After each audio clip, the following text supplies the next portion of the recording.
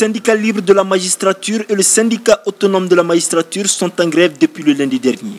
Ils revendiquent une sécurisation physique de leurs personnes et l'amélioration de leur grille salariale comme convenu avec le gouvernement depuis 2014 et 2015.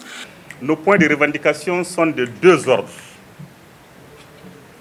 Le premier point concerne la sécurisation des juridictions et des personnels judiciaires.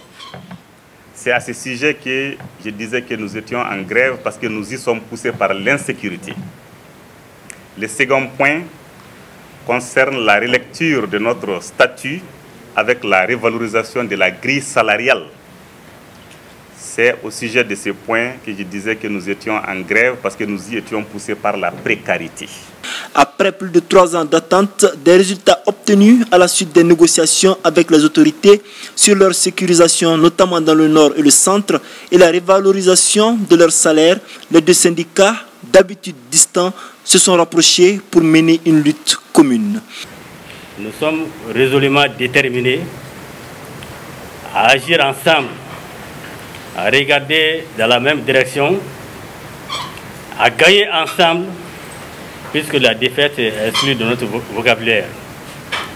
Les deux syndicats promettent de ne pas être un obstacle à la prestation de serment du président de la République, Ibrahim Boubacar Keïta, prévue pour le 4 septembre prochain.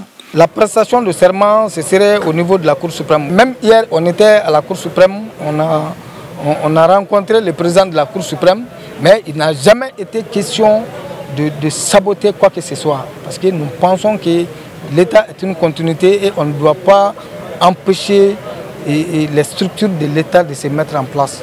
Si cette grève ne va pas empêcher la prestation de serment, elle va handicaper le bon fonctionnement de la justice dans un pays en crise comme le Mali.